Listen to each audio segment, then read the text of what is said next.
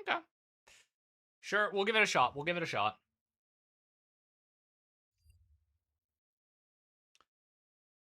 The only thing I can really add to this video contains scenes unsuitable for people with photosensitive epilepsy, strong animated violence, sudden loud noises, and filled with absolute brim with spoilers.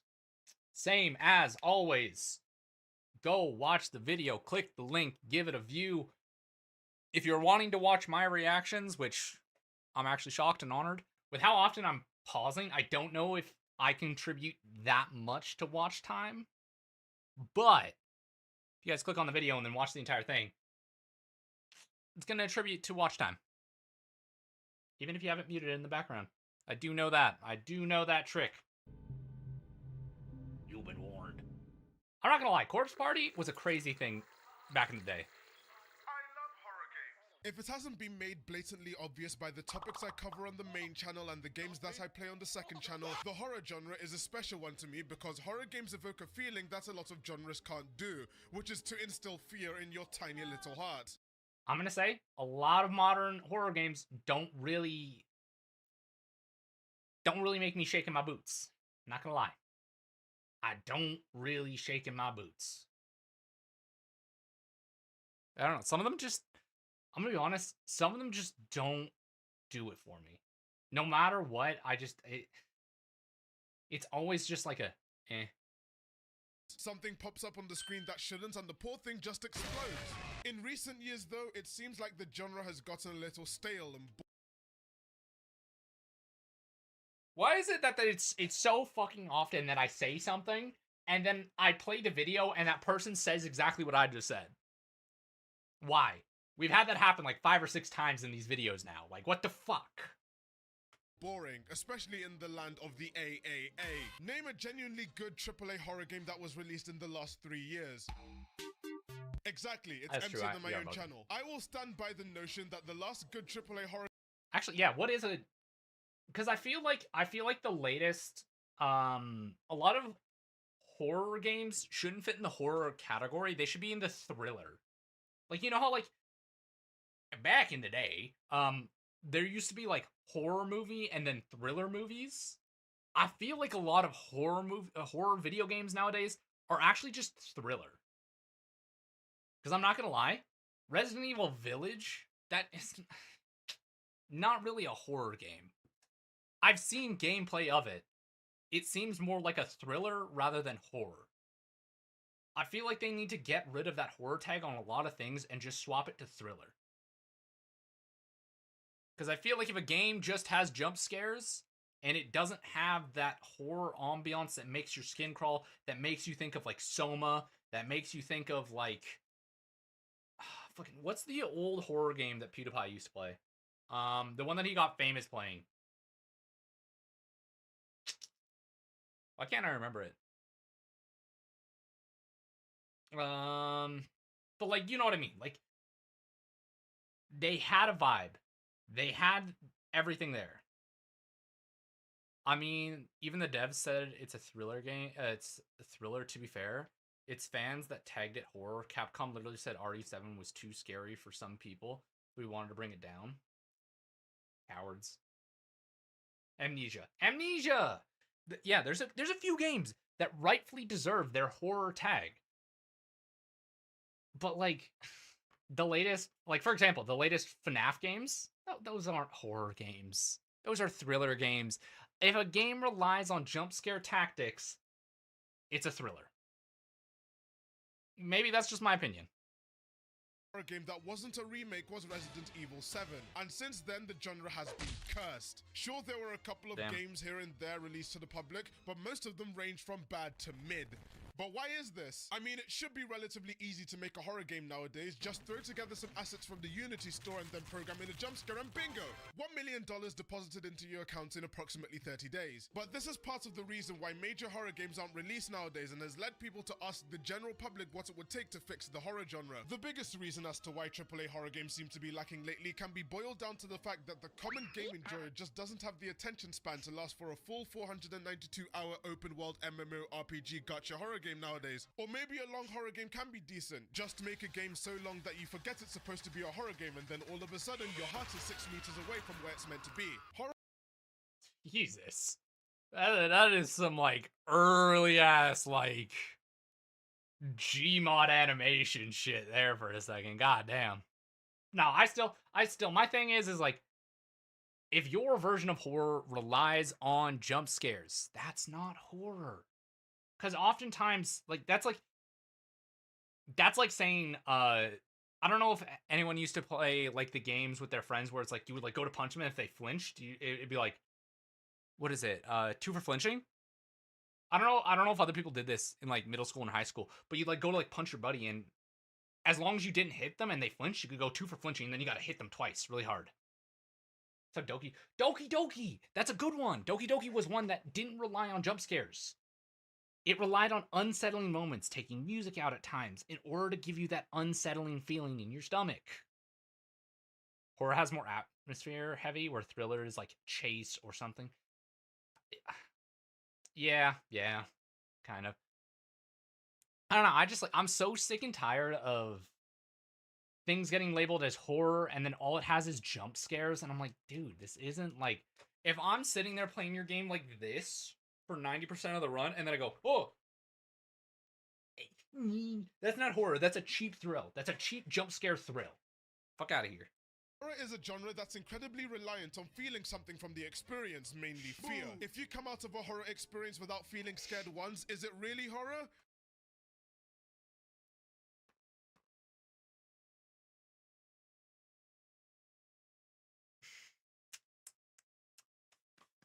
I do it again!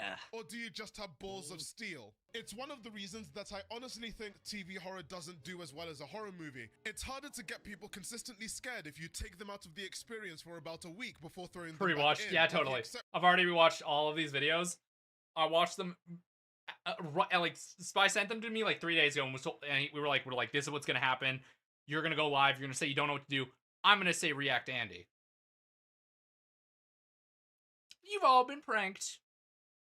Exception of anthologies and one-shots. This is also why one-shot horror games in the indie genre do so well. Now, in every video I've mentioned that the indie horror game community does a much better job at curating a good horror game experience than the AAA horror game industry, because of the variety of games that are available to consume on pretty much a daily basis. For the price of one major horror game from a AAA developer, you could play 60 of them that would arguably scare you more on sites such as Itch.io. However, this wasn't always the case with the rise of the RPG maker horror genre of the late 2000s and early 20s.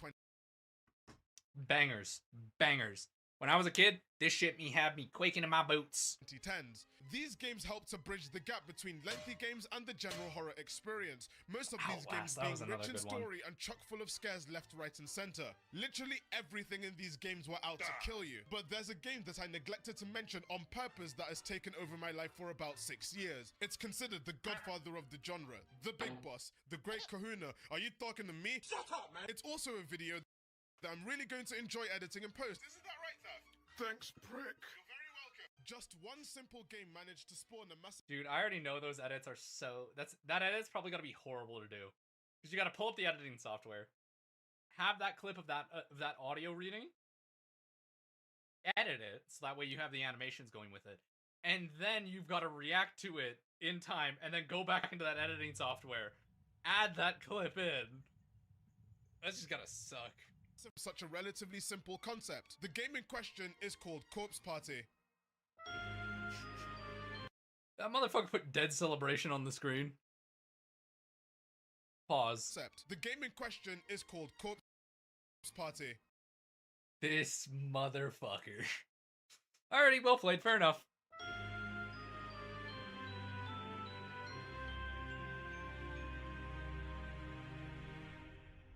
My favorite game, Dead Celebration. Corpse Party is a franchise that I hold very close to my heart for a variety of reasons. It was my gateway into horror games when I was just a lowly secondary school student studying for exams while pissing and shitting. My love for Corpse Party also coincides... I'm not gonna lie. I might have to go rewatch it, like a retrospective / like video on the entire story of Corpse Party again. I don't remember anything. I'm not gonna lie. I don't remember shit about this game. I don't know why. I genuinely can't remember what the fuck happened in it. I just remember like the thing where it's like they're doing that like summoning bullshit scene, like the horror in the classroom, and then it goes wrong, and now they're trapped in like hell. He goes through it? Okay. I'll chill. I'll shut the fuck up. My first experience with horror I'm sorry. manga was when I found out about the Bongshon Dong Ghost manga when I was 12, and my school forgot to make sure that the students. Okay, that's unsettling. I found out about the Bongshon Dong Ghost manga when I was 12, and that's what I'm talking about. That shit's not a jump scare. That shit scary. my school forgot to make sure that the students were not admins, so I found the original link, set the recipients to everyone in the school younger than me, and clicked send. Yeah, I probably should not have done that. Was I damaged when I was younger? Yeah, that's Probably. good. Anyway, Good shit, buddy. Introduction to Corpse Party would have been via the PSP game that was released in 2012. But what if I told you that the franchise has been a thing for over 20 years? In fact, actually didn't know it's that. so expansive that it rivals Lord of the Rings and No fucking shot. What do you mean? This is everything Corpse Party related. Okay, so this isn't just like the. So fuck though. It's kind of funny though. Not gonna lie. I got a good laugh. I laughed. I thought it was funny. Listen. If you don't have younger siblings, you might as well bully younger students. Am I right or am I right? Harry Potter and Divergent. No, not Divergent. When it comes to the Divergent. Why does that sound familiar? Pause. Divergent. It sounds familiar. Yo, wait a minute. Wait a minute. Was that the one that came out like back when like To Kill a Mockingbird, I think that's what it's called, came out. It was one of the other series that was like one of the series that it was not really related to, but like everyone compared it to, so they made a movie because it was, you know, it had the same vibes. Like, or am I just wrong? I might be wrong. Amount of content surrounding it. From just one small game, it spawned a franchise spanning 12 games, several manga adaptations, an anime adaptation, and a live-action adaptation. Yes, you are not hearing things there were... Yeah, I watched the anime first. That was a bad idea when I was a little one. Little youngin'. Little ace watching that. I didn't sleep for days. 2 live-action adaptations of Corpse Party, and in this video, I'll be going over the entire franchise. Even the live-action movies. Over the past few months, I've spent hours upon hours in this pointless journey to go through the entirety of the Corpse Party franchise through thick and thin. And believe me when I say that I have seen things. I have seen things mere mortals could not even begin to understand. Oh yeah, if you guys don't know what Corpse Party is, it's an RPG Maker horror game back from like, I want to say like early 2012. 2012 is when it was released on the PSP, right? But I guess I don't know if people have seen like the PSP version or we'll continue. This franchise is known across the interlands as one of the most gruesome franchises ever made, and for good reason. It's literally in the title, for God's sake, you're partying with corpses! After seeing how expansive the franchise is, I decided to go and play through all of it. Yeah, even Blood Drive, and those of you who are well acquainted with the franchise know how much of a chore it is to get through the game. I spent a grand total of 4 years working on this video, between waiting for games to release and going through several script rewrites and a lot of frustration. So hopefully the century-long wait between the last video and this one is worth it. Early 2000s. But there's only so many ways that I can describe the franchise as ew, gross, and I feel like I've been... He's not wrong. A lot of the scenes in this game are really fucking dark and like... I'm impressed if someone could play through most of the game in a sitting. I'm like, I feel like if I was playing, I would get hit by certain scenes and I'd be like, I'm gonna go take a lap. Been a bit vague for too long, so I guess now is the time where I drop all of the crypticness and talk about the game. Yes, of course, please. They're going to be spoilers for the entire franchise, so if you want to experience it yourself without any prior knowledge, the door is over here. It's right here. Look, I've spawned one in. You can just walk right in. There we go. There we go. Now that those people are gone, let's commence our deep dive into the Corpse Party franchise, beginning with... Chapter 1. Let's go. Give me the lore. I want to know the entire story. Tell me everything right here, right now. The year is 1996. The Nintendo 64 had just been released and set out to ruin the lives of several speedrunners that hadn't been born yet. DVDs finally launched in Japan and set out to ruin the lives of several mathematicians and scientists that hadn't even been born yet. And the mad cow disease hit the land of the Blighty. Our good friends over... Wow, that was like... That was a lot for like a minute, Jesus.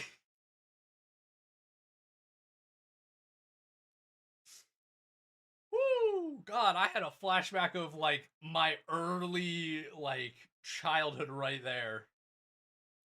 You mentioned N64, Super Mario, immediately went into like old Gary's mod animations and then into like the pandemic game.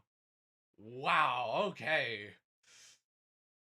ASCII went and released a program titled RPG Maker 98, also known as Dante 98. But yo, okay, wait, pause. Sorry, small side tangent. At my work, we were actually selling an RPG Maker game for the Switch. You can have RPG Maker on the Switch, which I thought was crazy. You can make a game on the Switch for the Switch. Which... The difference between this version of RPG Maker and the others was that this wasn't actually released on Windows. No, not even Billiam Gates had access to the software. He was permanently locked out and had no access whatsoever. Dante was released for the NEC PC 9801 home system. The fucking what now? In Japan. This machine emanated soul. Only the highest quality games could ever be released on this system. This was the RTX 3090 of the 90s. You try and play a game that required more than 3.5 pixels and... With the release of Dante, ASCII needed a way to market it to the masses, so they introduced a concept that will come synonymous with the gaming industry, mainly the current state of the horror industry, and that is the concept of game jams. To promote Dante, ASCII decided to publish a monthly magazine which went by the name of Login Softcom, which stood for Login Software Company, where amateur developers could submit their games and have a chance to be featured. One plucky lad who went by the name of Makoto Kedouin submitted a game to the magazine on April the 22nd, 1996. The game went by the name of Corpse Dash Party, and it managed to get published in the spring 1996 edition of the mag. It didn't win the competition, published in the spring 1996 edition of the mag. I do hear words in the background. It didn't win the competition though, it got second place. Guess that means the game is shit then. Corpse Party took inspiration from a Capcom released horror game which went by the name of Sweet Home, released on the Famicom in 1989 and based on the Japanese horror film of the same name. Sweet Home can be considered the true godfather of the entire horror RPG genre, as that game influenced a lot of tropes that can be seen in Corpse Party and influenced the development of the Resident Evil franchise. That's crazy lore! That's actually... What? Well, fuck, if you didn't already know that, now you do. That's actually really cool. Which was actually supposed to be a remake of Sweet Home. My head hurts. You're going to see a lot of comparisons with... No, that's... Okay, you know? Sweet Home and Corpse Party, as a lot of gameplay and story beats are used between both games, such as the notion that if a character dies in the game, a version of them dies in real life. Similar to Sweet Home, you also begin the game in a party of 5, and you have the ability to switch between multiple parties split into 2. I'll get into that a little later. Anyway, upon the release of Corpse Party, it made waves across the small gaming community because unlike all other games released for the competition, this game was an RPG. With no RPG elements! Since technology was... Yo, some of these memes, goddamn. They got that boneless RPG. Yeah, like flashback to when I said like a lot of games were inspired by FNAF that are now inspiring FNAF. See, this is why I want to like cut the hairs because it's getting a little long. Getting to the point where I could tie this shit in a ponytail. I don't know if I'll fuck with that. I don't know if I'll fuck with ponytail right now. wasn't incredibly advanced back then, going through the pause menu of the game will make you a little confused as to why and how any of the characters are even worried for their lives in the first place when they literally have magic. Because the game was developed with such a strict time limit of about 3 or 4 seconds, a lot of creative liberties had to be taken in this initial version of the game. For example, instead of the very long and convoluted story that the Corpse Party franchise is now known for, the premise was quite simple. A group of students, +1, have all gathered in a school after class, and as a punishment for being so much of a teacher's pet that they decided to stay behind at school for some after-school activities, they get transported to a haunted elementary school in a parallel universe, and now they have to find their way out. There was no Ha! You're cringe for staying at school way longer than you should have. Go to hell! curse. There was no ceremony. The story was as simple as reading the phone book backwards. While the game's visuals looked new and refreshing at the time, you could tell that the developer found out about the clone stamp tool for the first time, because tiles and graphics are repeated everywhere in the game. Because of the tech and time limitations that the game had, the decorations around the school that the characters end up in look repetitive and boring. As such, when the game got inevitably remade 15 years later, you know what? The devil in this history got ratted on by some kid and was just like, you know what? I took that personally. As Corpse Party rebuilt, the developers focused more on the environment of the game as opposed to the gameplay outlined in the original. I've spent this long talking about the game without talking about the characters, so I guess I should probably do that now. Now let me address the big elephant in the room.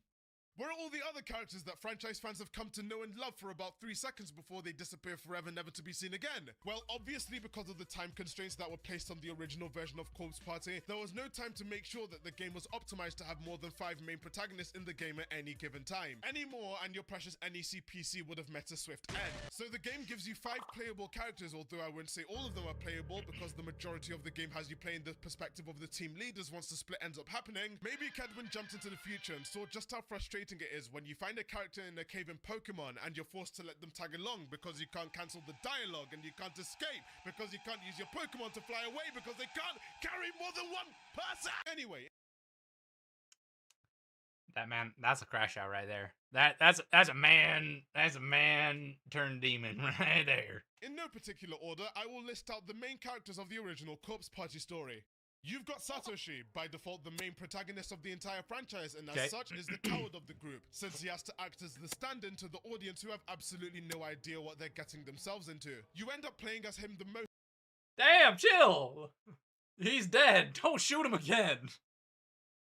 In the entire franchise, which I'll get into later, and he is described as being a natural leader of the group. You have Naomi, the poster girl of the entire franchise. She exists in this franchise to suffer. I don't know what Kedwin had against people whose names are Naomi, and if he got bullied by someone called Naomi, then that would explain just how much suffering she goes under as the games go. You know what? I feel like this dude likes this Naomi character, and because of that, he hates the MC. He's like, why's my favorite character gotta suffer? And this motherfucker's free! He's free! Bye. She is absolutely a ghost magnet. There's Ayumi, the class president, which is already a red flag, and a big fan of the occult, which is an even redder flag. Remember the times when you were 14 years old and you just discovered creepypastas for the first time? Or maybe you Remember the times when you were 14 years old and you just discovered creepypastas for the first time? It was Slenderman. Listen, I'll admit it. I was one of those kids. I was one of those kids that found Slenderman. And yeah. I still remember the original Slenderman. That shit scared the fuck out of me. But hey, it built character. That's what I'm saying. Or maybe you watch my content, or these people. That's Ayumi. That's right, you are all Ayumi. Yoshiki is an imposter. No, shut up! I'm not talking about you. Yoshiki's the most interesting character of the entire original cast because he's actually the only one who goes through some sort of character development from the original to the PSP version of the game. No, because I know I found Jeff the Killer through Slenderman. And then after that, it was game over. Because you want to know what I found? I found the SCP Foundation. Bang. Like, look at him. You can't look at this and tell me this is actually Yoshiki. All the other characters are kind of similar to what people remember them as, but Yoshiki looks like a placeholder that someone who has 2 minutes to submit a PowerPoint presentation had to use as clip art for an anti-bullying campaign. Finally, you have Yuka. Moving swiftly on back to the gameplay and... Yo, what's wrong with Yuka? Why you just pass her up like that? No info, no nothing. The gameplay is just as you expect an RPG Maker horror game to play, and uses gameplay beats that have become a staple of the franchise for future installments, for better and worse. For example, due to the time constraints, most of the puzzles in the game boil down to picking up an item and my man really really was showing her off and was like, and here's her. Alrighty, moving on.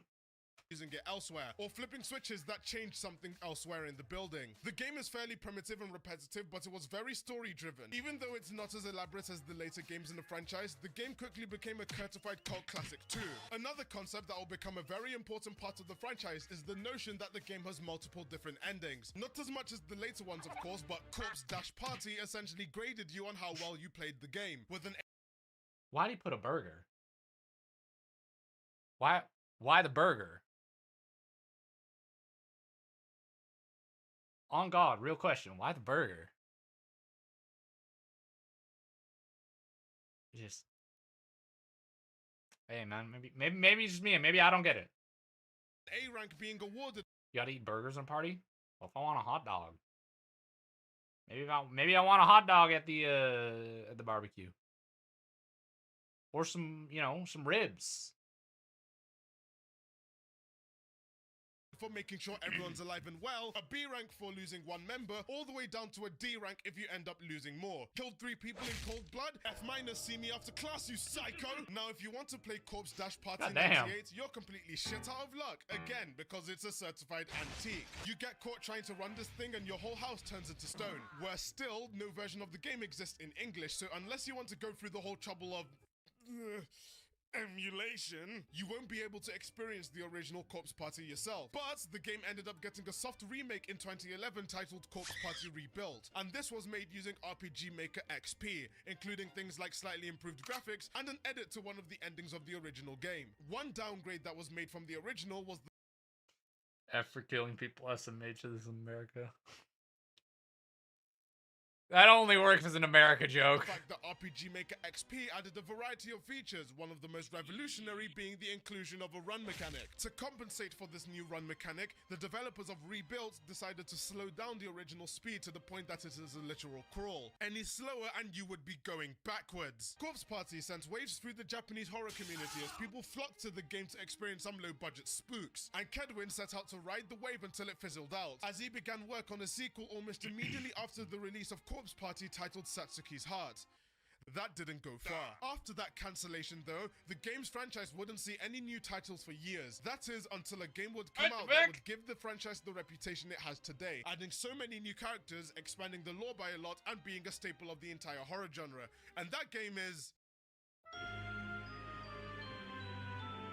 Good cutoff, good cutoff. You know, I'll applaud that. That's good. That's good. Good segment. Corpse-Party, also known as Corpse-Party Blood Covered, also known as Corpse-Party Blood Covered Repeated Fear, also known as New Puyo Puyo Corpse-Party Blood Covered Repeated Fear on Games for Windows Live Remake, is the golden goose of the entire franchise. Hey, chill, stop throwing so many shots at so many people. Chill. You want to get introduced to the franchise? Well, this is your official entry point. This game takes everything that the original 1998 version had and injects it with copper sulfate laced with some blood of the Elder Gods. After riding the success of the original, this is the version that I played. Did a super smart thing and founded a studio known as Team Gris, with the intention of rebooting Corpse-Party into the franchise that we know and love today. This was no easy task, but they did it. The production history of the game is very interesting, as there are lots of versions to choose from, and an outsider will feel intimidated by just how much choice there is. You choose one version of the game and you get pulled apart by PlayStation Puritans, pissed off that you picked the PC edition of the popular franchise. The initial intention of Gris Squad was to develop a game brother, say it, don't spray it. That's what I gotta say. Yeah, no. I'm not gonna lie, I never finished Corpse-Party. I pissed myself, and then I stopped playing, and then I went and searched up a YouTube video on it, and that's it. I think I got like halfway through the first video, and then got scared at the same part, and went to go watch something else, like Happy Tree Friends. You know, as one does. For a mobile audience as early as 2007. They foresaw the success of genre smash hits such as Raid, Shadow Legends, and Diablo Immortal and Genshin Impact, and wanted to get there first. This motherfucker did not pull up Legend of Zelda and was like, Genshin Impact. Don't know how they were going to do it when iPhones didn't exist back then. Maybe they'd have it working on a Nokia brick. Anyway, the game was released as New Chapter, and the I'm just saying, if that was on Nokia brick, you really don't have to worry about throwing your phone across the room when you get scared.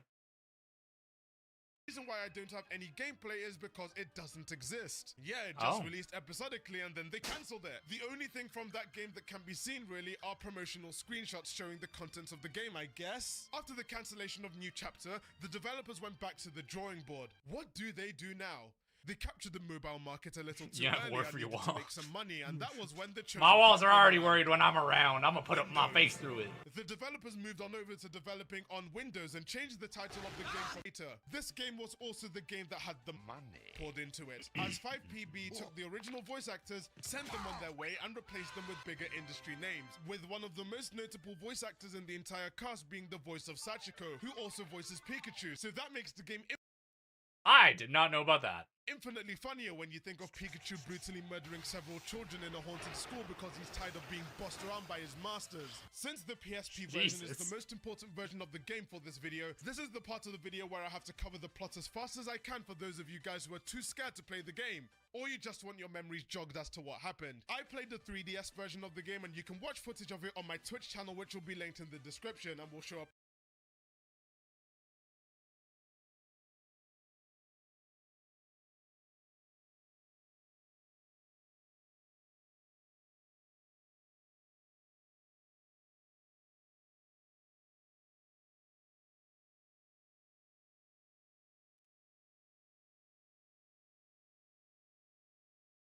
Go there, but without further ado, the game begins with Ayumi telling a story to a fellow classmate, similar to the opening of the original PC-98 game. But immediately there's a major difference between versions, and it's not just that the game looks better, but there are more complete and utter strangers introduced to the cast that weren't there before. Yes, in this version of Corpse Party, several characters were patched in to flesh out the story and pad the game's runtime. Seiko, who is Naomi's best friend and resident funny man of the group, Morishige, a wannabe stage actor who's incredibly reserved and cares for Mayu, pretty much the reason why everything in the game happened.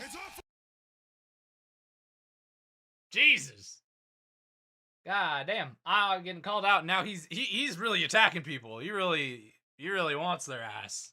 And last but not least, the teacher, Miss Yui. After the scary story... Hey, Miss Yui kind of fine, not gonna lie.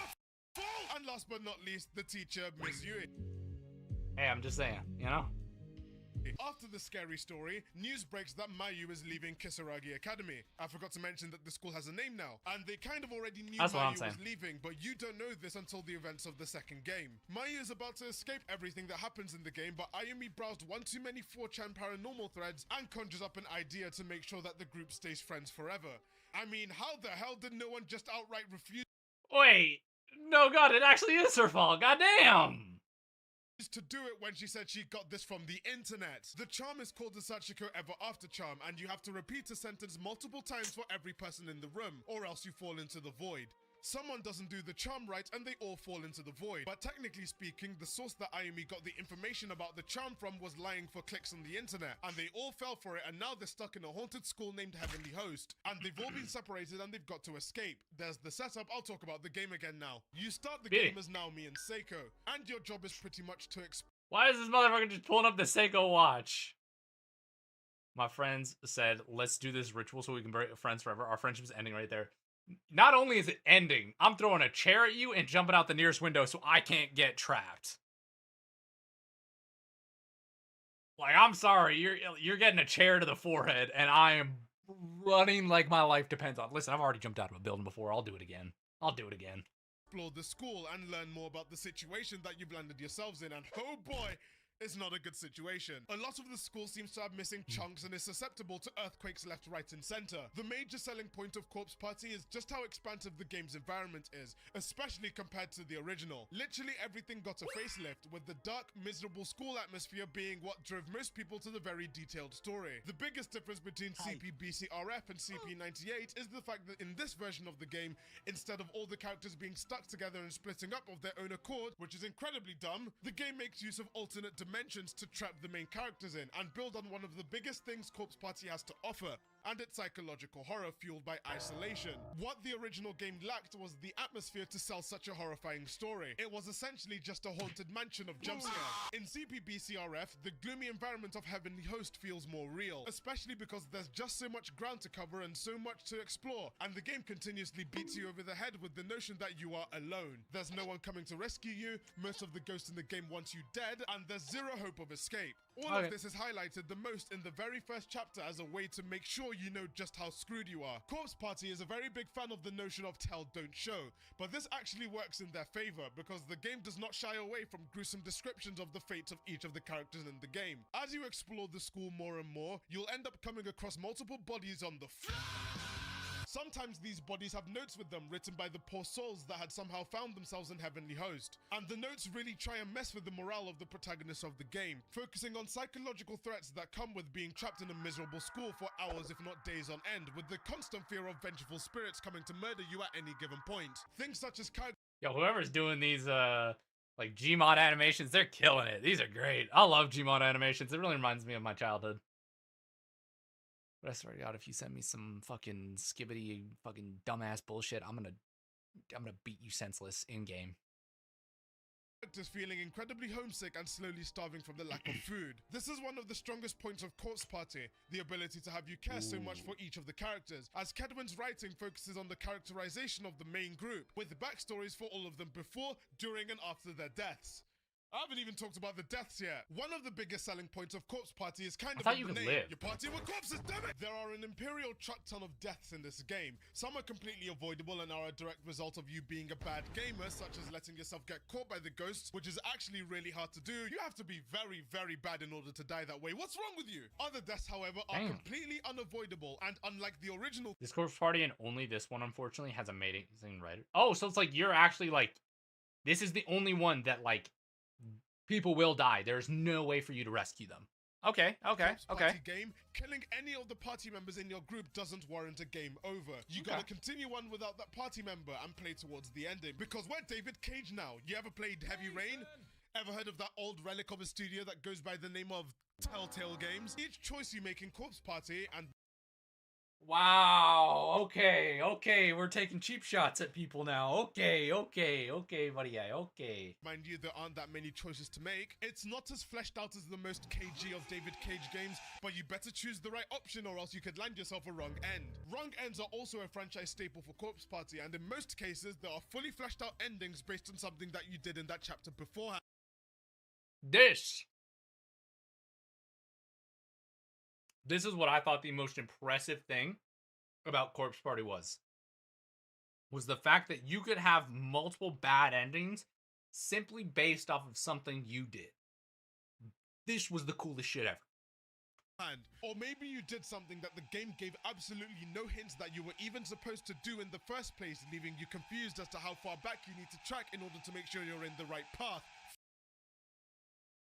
You chapter 1. In each chapter, I do remember that, because that's where I quit, was in chapter 1, because I kept dying at that one part. So the wrong ends can contain a variety of pleasant deaths, such as getting buried alive, eating your best friend, or swallowing a pair of scissors somehow. Most of these wrong ends are a byproduct of forgetting to do something in the game. For example, in chapter 1, in order to complete the level, you need to enter a specific classroom that requires a key that can be found in a completely random staircase. When you enter the classroom, you need to read the newspaper that's found inside. The game tries to take you for a schmuck and constantly ask you, do you really want to read the newspaper? Do you really want to? Do you? Your whole family could die if you read it. You still want to read it, you maniac. F it. Fine. This mechanic is there to keep you on your feet and ensure that you search every nook and cranny that the game has to offer. Although you're not supposed to examine everything the game has to offer because that could land you in a bad end as well. Scattered around the school are victims' memoirs, the dying words of a character in the game. And even though the game warned you earlier not to read all the victims' memoirs, with the amount of bull the game's pulled on you thus far, you'd want to read all of them out of morbid curiosity. You read through all of them and things turn out fine and nothing happens. Just kidding! A cutscene is automatically triggered. Turns out you were the writer of the victim's memoir and now you're living through the nightmare that you have written for yourself. Wrong end, try again, bitch. No, but wait, you actually need to get all the wrong ends to 100% the game, so technically you should read all the victim's memoirs anyway! In the final chapter... Damn, why you got his shirt open like that? But yeah, no, this That's the one thing I remember about Corpse Party was people complaining about like this was a game that you needed a walkthrough in order to finish because people had no fucking clue what to do.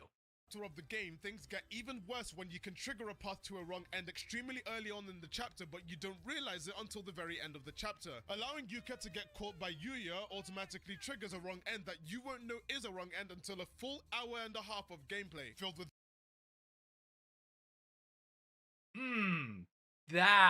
That's diabolical. That's evil. As a game dev, if you do... Wow.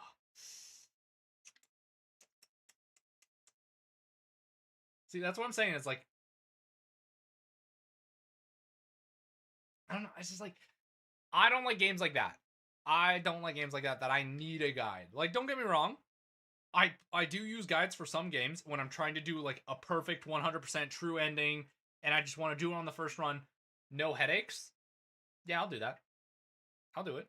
But a lot of the times, a lot of the games I play, they're designed for you to do New Game Plus. That's why you need a walkthrough, not because you don't know what you're doing, but because you could literally get a bad ending and not know it till the end of the game. Yeah. And that's tough. Because that doesn't feel like fun gameplay. That feels like, okay, what the fuck did I do wrong? And you're like sitting there trying to remember what happened 2.5 hours ago, going like, okay, fuck, like, I don't know. And then even then, I remember Corpse Party's like true ending not even being that happy or good. So you wouldn't even think being like, damn, this is actually the true ending. This is how it's supposed to go.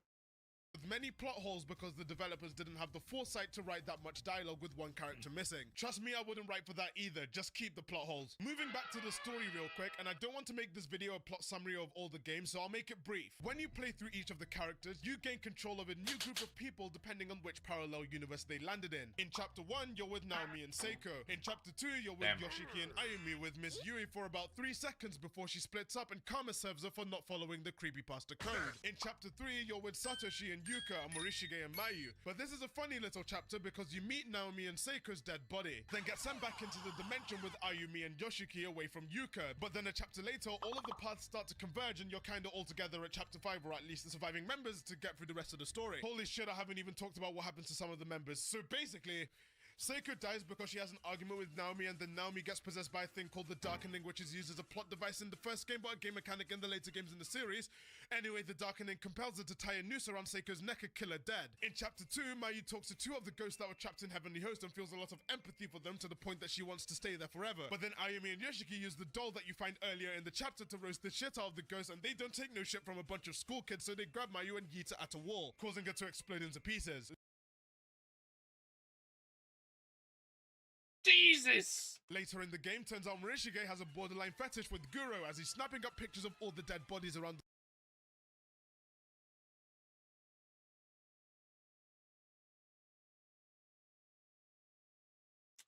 Yo, like, who the fuck thinks of this?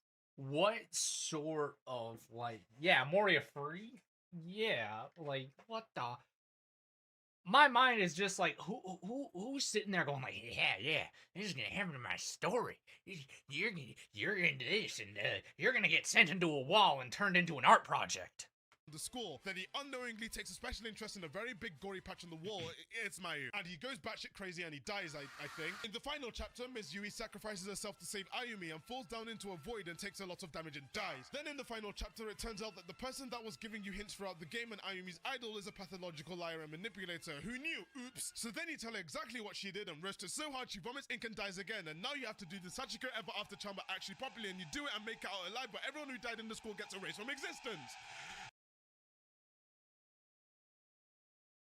It's not easy. Yeah, like, what the fuck? Corpse Party is not a game that you finish and you feel good for finishing. In CPBCRF, this also marks the first game in which a new strand of virus has taken control over a few of the characters, which goes by the name of Corona Dumbass Syndrome, which is a very lethal virus that causes the people affected to make decisions that are so incredibly stupid, almost as stupid as running Cyberpunk on a PS3. Most of the incredibly dumb decisions are all the fault of Yuka and the writer's barely disguised fetish. You will notice in the Corpse Party franchise that a suspiciously That's a lot of shade. Characters that just so happen to all be young girls tend to have an incessant need to want to use a lavatory, and the game manages to make almost an entire chapter about this plot point with Yuka. In the third chapter of the game, she asks Satoshi to use the bathroom, and as you explore the school, you find that you cannot go in any of the stalls in the game. You'd expect Yuka to just say sod it and do it in the corner while Satoshi isn't looking, or in the empty bucket that you pass by multiple times throughout the game, but no! Yuka decides to hold it until they find a working toilet. Spoiler alert, they do not, and she decides to do it outside of the building. The same building that changes hallways and rearranges itself when you pass by a specific area. This causes Satoshi and Yuka to get separated, and she is eventually stalked by one of the main antagonists of the franchise, Yuya Kizami, in one of the longest chase sequences in the entire game. And as mentioned before, if you get caught, you land yourself in a wrong end and she dies, all because she refused to just do it in a corner. Believe it or not, this isn't the first time this happens in the Corpse Party franchise, and it certainly will not be the last, as you'll soon find out. That's some freak shit. I'm sorry. You getting labeled as a freak. Not even like a good freak. Bad freak. Bad freak. God damn, like what the fuck? The gameplay in CPBCRF is pretty much almost identical to the original Corpse Party, but now the developers had the time and the money to work on the imperfections present in the first game. For example, none of the characters have magical powers anymore. Like, that's such a stupid decision to the story. Imagine the regular human characters having magical powers. It would instantly make the game not scary or interesting. In fact, I have a feeling like he's referencing something that will become relevant later, you know? Perhaps I'm really just trying to big brain this too much, but I think he was attempting to forewarn, forepredict, foreshadow something. the only RPG element that's present in the game is the health system, and that's not even used much in the game at all. Every ghost counter in the game is an instant death if they catch you. The only time this is remotely relevant is in the first chapter in the infirmary, where Seiko leaves you alone to get attacked by a black sheep. Getting touched by this mist doesn't instantly kill you, but it drains your HP, and if you let your HP drop all the way down to 0, it triggers another wrong end. As well as the 3 ghosts that chase you, you are also chased by a former teacher in the school who's been killed and reanimated as a huge hulking zombie that wields nothing but a big hammer and a big mouth. The good thing about Corpse Party is that it gives you time and space to explore the school and the surrounding areas, giving you time to look at random dead bodies sprawled around the school, with them containing name tags that tell you the school they're from and their name, and sometimes having extra dialogue giving the player some information as to how they died. And this game loves to give victims the slow, agonizing deaths that they really don't deserve. What the hell, developer? CPBCRF got many releases throughout its lifetime, almost equaling FIFA and Skyrim with the amount.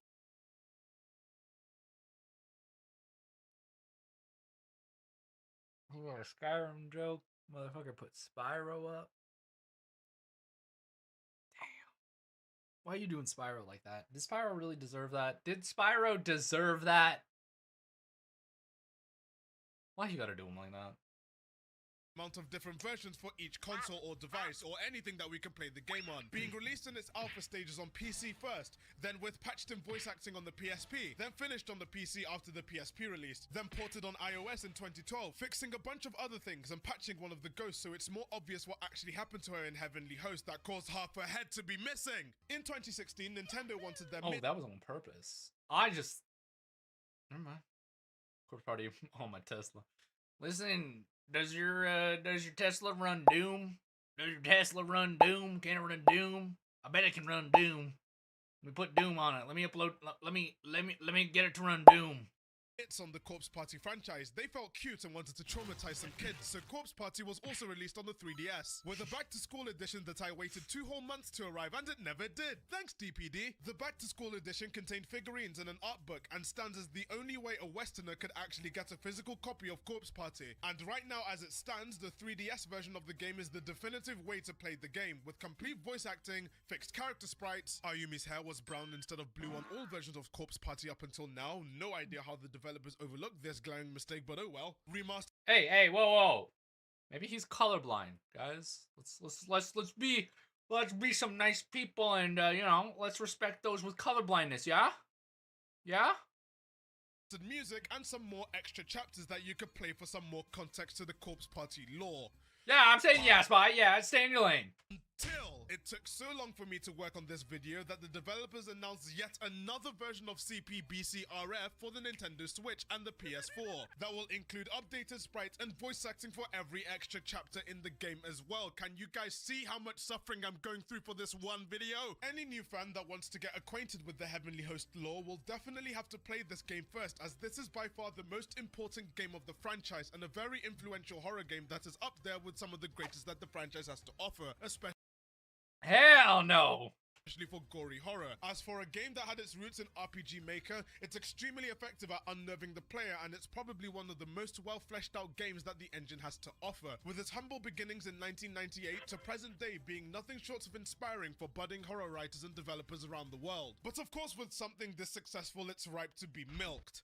And milked it was. If there's ever a proper case of sequelitis in the gaming industry, Corpse Party is one of them, because with how complete the original game is, there really shouldn't have been so many sequels, spin-offs and adaptations, but here we are. The first game got adapted into several manga adaptations, and they are all alternate versions of the first game and its many endings. The Blood Covered and the Book of Shadows manga are the most well-known adaptations of the source material and are pretty solid retellings of the original game, with more character-to-character moments and a more streamlined story that doesn't rely on the game's meandering throughout its over 8-hour runtime. Has There's over also at this another point? Oh adaptation shit. of the original game this time, named Musume, released in 2010, and it's well, it tries to mix the bare-bones plot of the original PC-98 game, which wasn't much to begin with the plot of its remake, and what comes out of it is an attempt to mix ecchi with the grisly murders that happened in the first game, which already is a major red flag. But then the final chapter makes things worse by turning into a hentai and including some...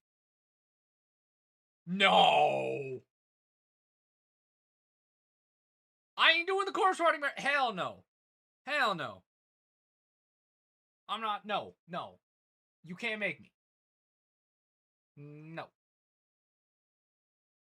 Really messed up endings to boot. Now, you'd think that this is some screwed up fanfiction and the developers of the original game wrote it off as a shameful smearing of their work, but then you check the writer of the manga and...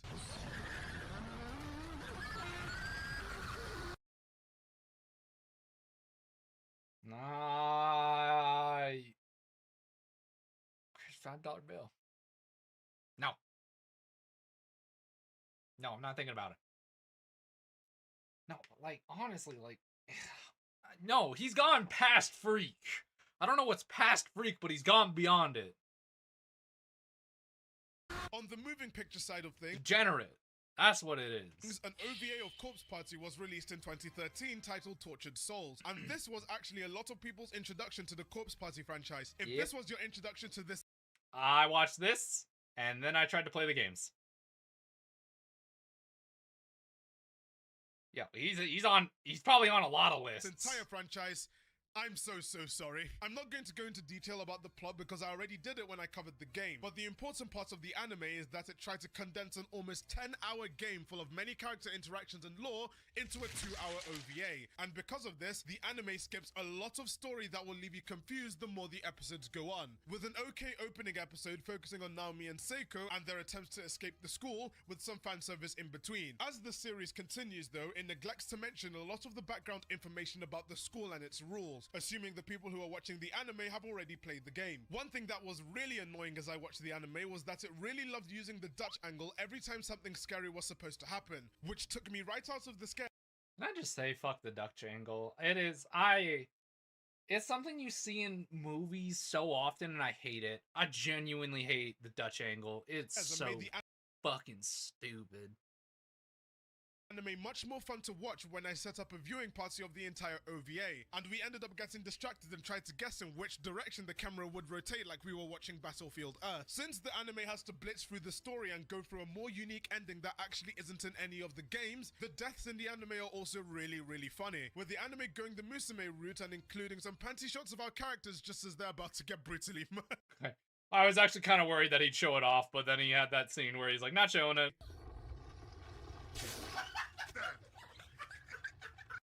No!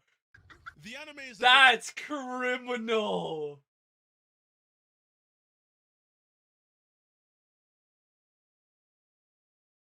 Yo, they really just...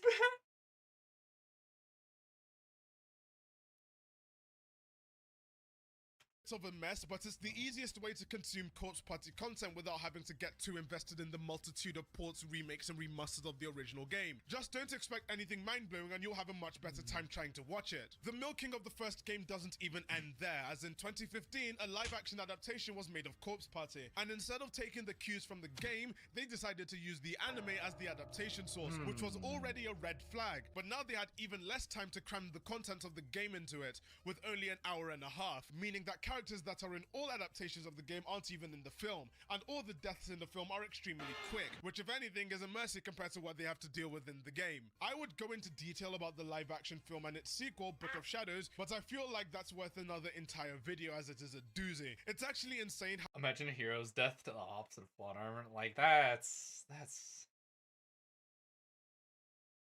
Wow.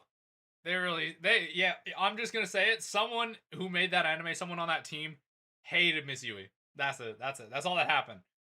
They could have done it, but somebody on that team was like, nah, fuck her in specific. How many adaptations of the original source material there are, and this all started from a game that didn't even get first place in the competition that it was submitted for. That is a flex and a half. Someone got an F in history class and their teacher's name just so happened to be Miss Yui. Imagine making this empire of content and you ended up more successful than the person that initially beat you in the competition. Now, as I said a couple of minutes earlier, with the success of the first game— Wait, no, hold up, that's actually crazy. You get second place in a game competition and then you become more famous than the person who got first? That's gotta sting for the person who took first place. That's gotta hurt them. The franchise was bound to be milked, and it was milked to hell and back. Not just with the anime adaptations, but several sequels and spin-offs were made to the original game, the first of which being— Oh no. Oh no. Ah, shit. Alright. Corpse Party Book of Shadows was released internationally in 2013 for the PSP again, and things get a little easier from here on out, I hope. The entire premise of Book of Shadows makes this game seem more like a DLC than anything, similar to games such as Red Dead Redemption Undead Nightmare, which was an expansion to Red Dead Redemption. Book of Shadows essentially continues on from one of the endings from CPBCRF, in which during the final chapter of the game, if you choose not to read all 5 notes from Naho's notebook and continue the game as normal, the game ends as normal and you successfully do the charm to send you back home. Satoshi— I'm like how I mean, it's accurate. They've done what? How many remakes? 1, 2, 3 remakes. Technically 4. Launched it on like 12 different consoles at 12 different times. Man, fuck you. Wakes up with no memory of going home after the events of the first game and heads to school, only to realize that everyone who died a gruesome, lonely death in the first game is alive and well, and everything is a-okay. Just kidding! Satoshi is in a Groundhog Day loop. He is the only one who knows what occurs in the first game, and they're about to do it all over. You're telling me this man's in a Groundhog's Day loop, and he goes back in? Yo, if I had a nightmare that I went to school hanging out with friends, and then they did some, like, black magic ritual, sent us to hell, and we all died, and I woke up, and I was like, damn, that's crazy. And I got to school, and they're like, we're gonna do this ritual. Nah, you're taking 2 chairs to the face, and then I'm jumping out the window. Fuck you. And I'm grabbing the teacher and running. Over again, unless Satoshi can stop them from doing it. Spoiler alert, he doesn't, and they have to do it all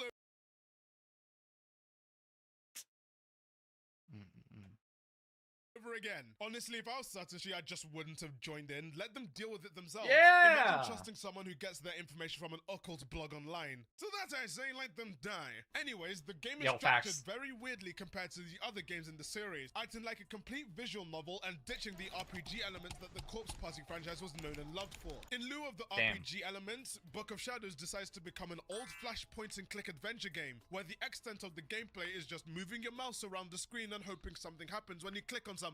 The bulk of the game is pretty much a visual novel, and you don't even need to do anything for the majority of the game. You could just pull a Raid Shadow Legends and have everything autoplay for you. Get some snacks and popcorn and let the events of the game play out right in front of you. When you're doing the Ace Attorney point-and-click adventure type gameplay, however, you're basically at the mercy of the game, as the only clues you really have are the character you're playing as claiming that there's something in the room that you're supposed to collect to advance the story. If you have to meet someone in the game will take your hands off the keyboard and initiate an extremely long cutscene cutscene in which the extent of your gamer activity would just be pressing space over and over again. Aren't visual novels fun? I joke about all of this, but there is at least one gameplay.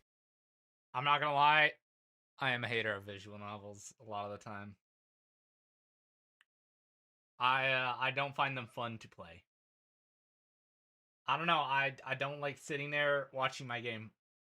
I want to play my game, not watch it. It's why I don't play a lot of games.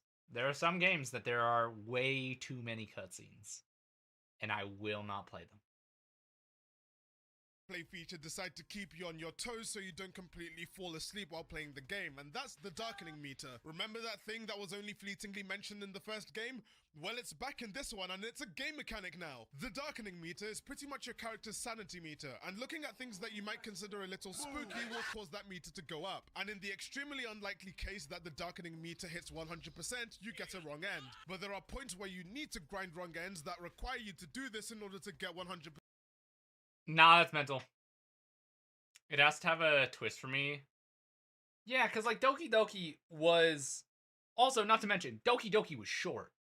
That game, I played that game in like, what, 3-4 hours, I think, on stream? A lot of visual novels are like... a lot longer. I'm not gonna lie. I've played a couple. Air quotes. I've watched a couple. And like, dude, they just like... It's so long. And it's so slow. And it's so boring. Like, it's just like... Why? Completion. And let me tell you, you have to be extremely bad at the game in order to let your darkening meter hit 100%. You will never hit 100% darkening level if you're playing through the game normally. And the only way in which you can actively grind the meter out is by looking at corpses in the school that have name tags. Because knowing that some of the skeletons that are on the floor have names makes things infinitely more scary. The completion requirements for this game don't just end there. In the original version of the game on PSP, in order to unlock the final chapter of the game, which is the only chapter that actually advances the story, you have to play through the game and get every single ending that the game has to offer, including all the wrong ends, which totals to 33 endings, each with their own unique routes and dude, dialogue. I would This task would be do something that I can't say on stream. The developers were nice enough to allow you to port your saved data from the first game into the game files for Book of Shadows. No. If you played through the first game, the requirement to unlock the final chapter is shortened to just getting the true ending of every chapter beforehand. That's not bad.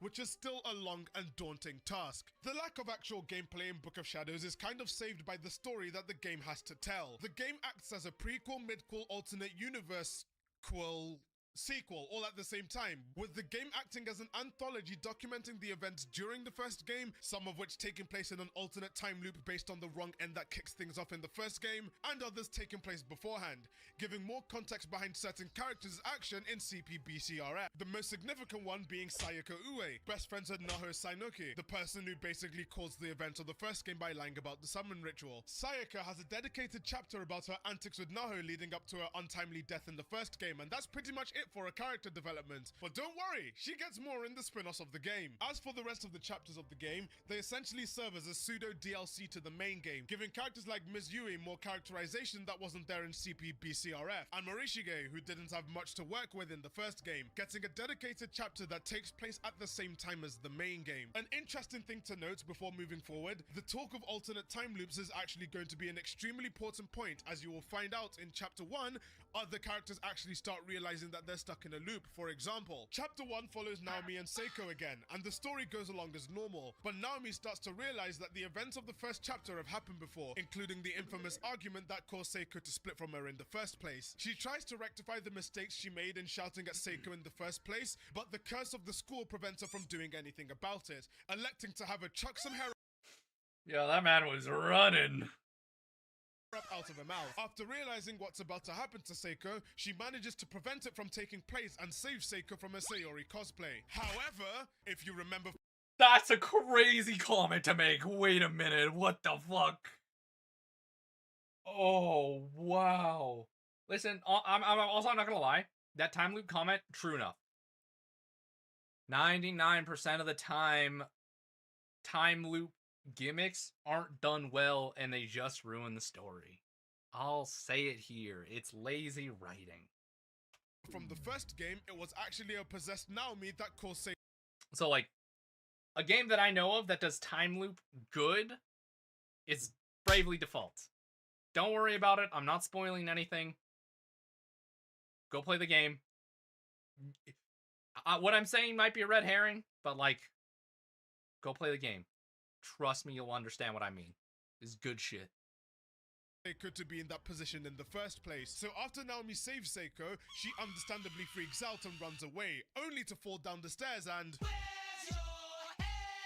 It's then discovered that Sachiko knows that this entire thing is a time loop and lets Naomi and the audience know that everyone who died in the first game will continue to die over and over again in worse ways every time. This notion is extremely important to remember because future Corpse Party games bring this up over and over again as a reminder. This chapter is also a massive point of contention among the fanbase because most of the fans were expecting something different to happen this time around. Yeah. Seiko is probably one of the most punished characters in the entire franchise because she gets little to no character development and dies in the very first chapter of both games. At least in Book of Shadows there was a little bit of backstory before the events of the game, but the fans were left wanting more than just... Yeah, you know what? I feel like this was the start of anime that looked like this that were just fucked. Like, oh my god. There's a very popular comic that had a time loop near the end of the story, which was interesting, but ends up being nothing. That's honestly, that is oftentimes when a time loop gets added into stories, that's how I hope, like, things end. Like, that, like, somehow, some way, it either doesn't affect the story at all, or it just adds in, like... There was one that I played where it was, like, you play through the game, and at the start of the game, your character gets a mysterious letter telling him to do something, and that kicks off the entire game.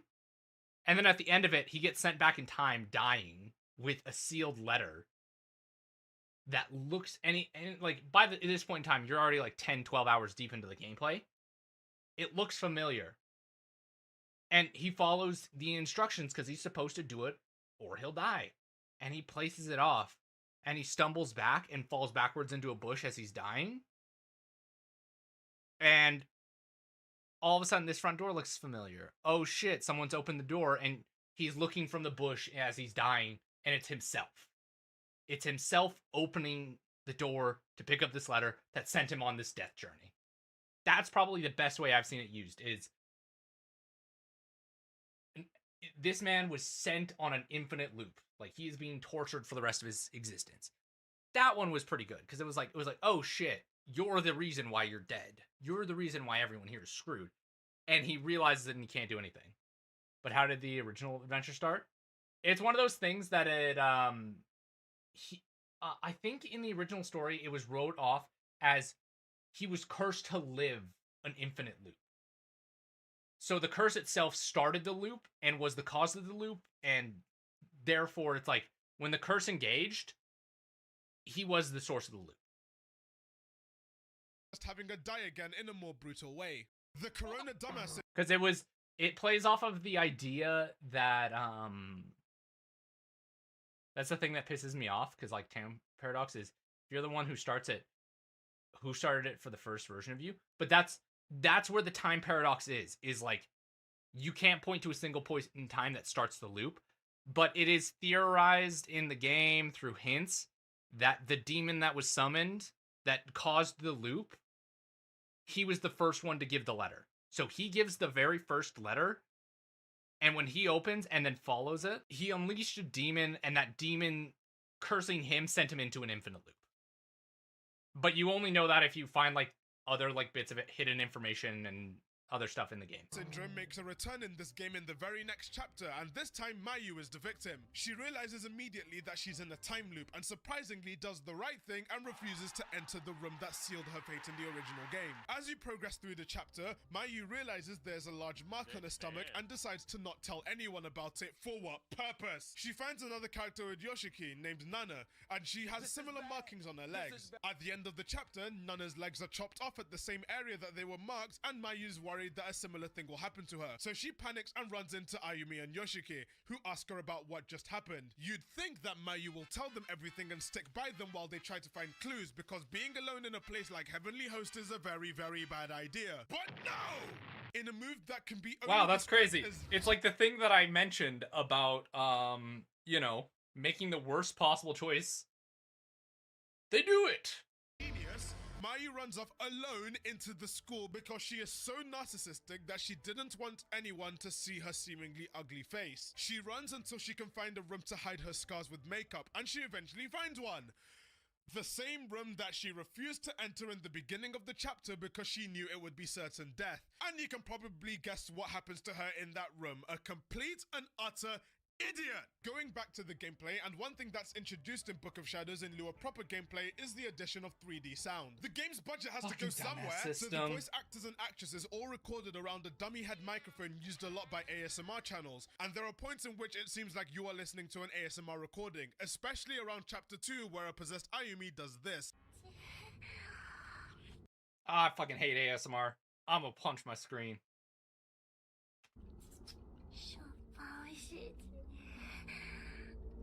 The game also has a feature called an EVP machine, which allows you to use the voice clips in the game and play around with them however you see fit. This game marked a very big franchise shift because the developers decided that they wanted to be private school English literature teachers and bombard players with supplementary material that wasn't just the original games. Just playing through the game isn't enough anymore because now you needed to also do your own research into the lore of the franchise. And this is especially notable in the 4th chapter of the game where you're following Naho and Sayaka, and there's a lot of backstory as to how the events of the first game came to be, with the most important part of that chapter showing the steps that Naho took to post the incorrect information about how to get to Heavenly Host on her blog. In Book of Shadows, the supplementary material wasn't exactly required, but as you'll soon find out, this gets so much worse as the series continues. Now remember how I said that the game is pretty much an anthology of content surrounding the events of the first game? The game doesn't have anything going for it in terms of story progression, stuffing these anthologies together into one semi-coherent mess of content that Corpse Party fans would love, but ultimately feeling like an extended DLC to the main game. That is until the infamous final chapter named Blood Drive. Naomi and Ayumi go over to a haunted mansion in a forest in the country of nowhere middle of in order to find answers about Heavenly Host, and in the mansion they come across a book of shadows. Ayumi decides to use her YouTube knowledge once again to try the impossible and bring some of the dead characters back, and she tries it with Mayu first. It seems to work, but then all of a sudden the cursed book kills Mayu even more than she's already been killed, which is a bit overkill if you ask me. After making light work of Mayu, the book decides to punish Ayumi as well, and Naomi tries to help.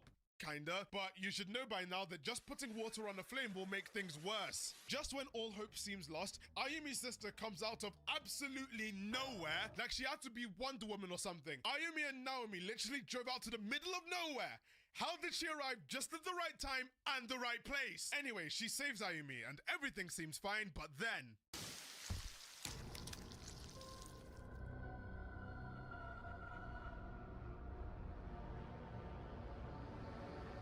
and the game ends there. The game actually ends at this point. Imagine going through all of that and now you have to wait for the next installment of the franchise. I'd rage quit. I'd rage quit. That would be it. I'd be done. I'd be like, okay, I'm not playing this anymore. Like that's how you get me to quit a game. Like, fuck. Oh no, she's still tomatoes on. Oh no. Looks like it's coming out in a year. Maybe we'll get some answers then. Here we go.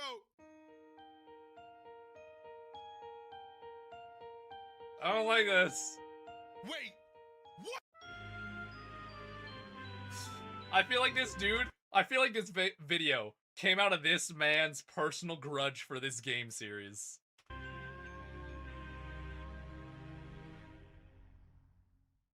Corpse Party 2U, also known as New Super Mario Corpse Party Smash Bros. Country, Sweet Sachiko's Hysterical Birthday Bash Deluxe Edition and Knuckles featuring Dante from Devil May Cry, was released on August 2nd, 2012 in Japan for the PSP once again, and this game, if you can even call it that, is a completely different experience to the other games in the franchise. This game is pretty much Corpse Party's answer to Carnival Phantasm, where they take a super serious franchise full of death, destruction, blood, sweat, tears, piss, and put it through Pyrovision. In the game, Sachiko Shinozaki, the mastermind behind Heavenly Host, realizes that out of all the time loops that every character has gone through from Book of Shadows, this specific day is her birthday. So in preparation, she revives every character in the Corpse Party franchise, including some new ones that we'd never even seen before, so that they can all celebrate her birthday with her. Failure to do so would land them a very painful death. That's the entire premise. In terms of gameplay, there really isn't much to write home about, as the game is a visual novel through and through, only requiring you to press A on your controller and sometimes waking you up by forcing you to make a choice to advance the game. Because of this, there's not much to talk about here, but one thing I wanted to mention before moving on to the big event is the fact that the game introduces characters that most people casually playing the games probably would never have heard of, but they will be important when talking about Blood Drive, and they are Aiko Niwa, who's pretty much a personified paranormal proxy to the sun, is a rival of Naho and Sayaka, and introduced in a spin-off light novel called Cemetery Zero. This is where the supplementary reading. Oh, it's gonna be one of those games. Fuck. Dog, can I just say I hate shit like this? There's one thing that I fucking hate in games is when it's like they introduce information and you're like, yo, where the fuck did this come from? And some random motherfucker you find out on like the internet is like, oh, so actually, all this information about this one character actually comes from the spin-off book that was only released in Germany back in 2013 for 2 weeks. Ah, it was crazy. It actually goes for nearly $100,000 on Etsy right now, and almost nobody has read it. Fuck you, FNAF. Yeah, exactly. That's what FNAF has become. Like, fuck, dog. Like, it's so annoying. Like, it is the worst gimmick I've ever seen in a fucking, like, game where it's like, so you actually want to know the actual, like plot line behind this game that you just played? Oh, well, actually, I need you to read these 4 books back here. You see the size of them? They're basically a dictionary, but, like, you have to read the entire thing. But truthfully, the only thing that's actually really, like, important in it is the last passage of the 3rd chapter. That's in quotations, but you have to read it backwards, because otherwise you're not going to understand it properly. Listen, if understanding your game becomes a chore, fuck you. That's all I have to say. Part of Corpse Party comes into effect because the game expects you to know who these people are before playing. There's Inumaru, who has a massive crush on Sayaka and is one of Nao's classmates. And finally, there's Satsuki, Yuka's friend from school, who was actually going to be the protagonist of the cancelled sequel to the original Corpse Party game I mentioned in the beginning of the video, titled Satsuki's Heart. What fucking... I don't remember this! As he began work on a sequel almost immediately after the release of Corpse Party titled Satsuki's Heart. That didn't go far. I'm not following!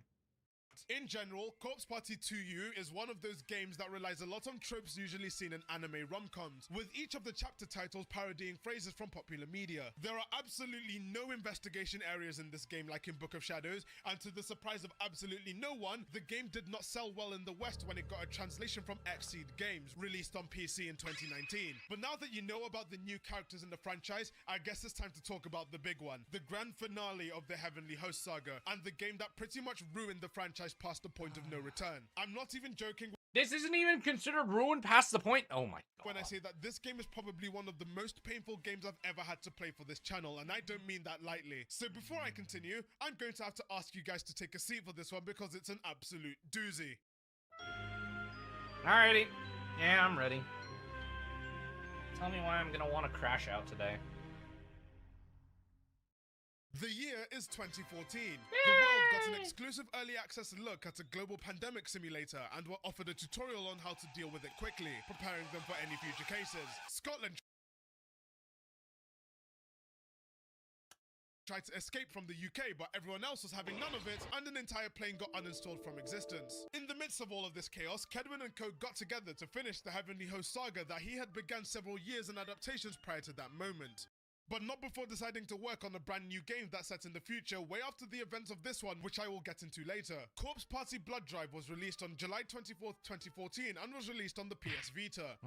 I mean, the console needed to have at least something to play. Blood Drive sets out to conclude the story started by CPBCRF and continued in the similarly named final chapter of Book of Shadows, and it does so in a I mean, it definitely completes the story, I guess. The game decides to ditch the pixel RPG Maker-like aesthetic that was shown in detail with the original game and shown partially in Book of Shadows, opting to go the itch.io game route and use Unity for the duration of the game's development in order to have the game displayed in 3D. Because I wasn't able to snag a PS Vita to record this game with myself, the footage you are seeing and will be seeing throughout the duration of the game will be from the PC release of the game, released on October 10th, 2019. However, this doesn't mean to say that I won't be mentioning the absolute state the game runs on in every other platform that isn't the highest quality SSD you can find on Newegg. Upon playing the game, you will already notice a very big difference in style to the previous games. Everything looks hyper-realistic! The game takes notes from everyone's favorite creepypastas and decides to present everything in hyper-realistic 3D. It's like they knew exactly how to scare the pants off their player base. The only problem with this design choice is the fact that there are moments in the game where the 3D nature is a very big detriment to the game. How do you fuck that up? Especially on the PS Vita. For some reason, the developers thought that mobile devices at the time of release would all run on RTX 3090s, so throughout the game, when you walk into a new room or a new corridor, the entire area is rendered in one go, as opposed to slowly loading in chunks like you are abusing Elytra's in creative mode and destroying Microsoft servers. Because of this, there are a lot of loading screens. An awful lot of them. It doesn't help that the loading screens look like straight up nightmare diesel and show this while you're attempting to progress to the next area, and the loading screens are ridiculously long.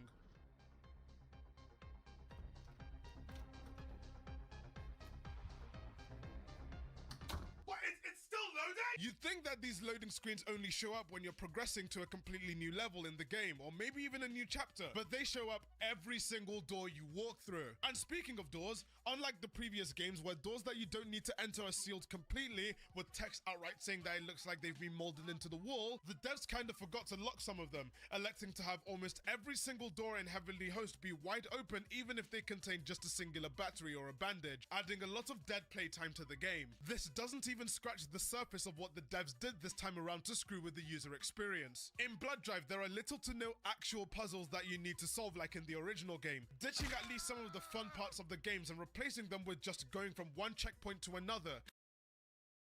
It's a walking simulator. Fuck.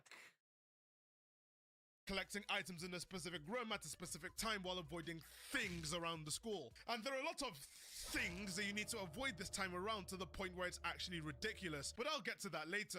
I've said that way too many times. When you do eventually find the item that is required for you to progress the story, instead of the game automatically choosing the relevant item for you in your inventory, like in all other games of the series, Blood Drive adds an extra step by making you choose the item that you want to use for no reason except for one specific part of the game, where choosing the incorrect item nets you a wrong end.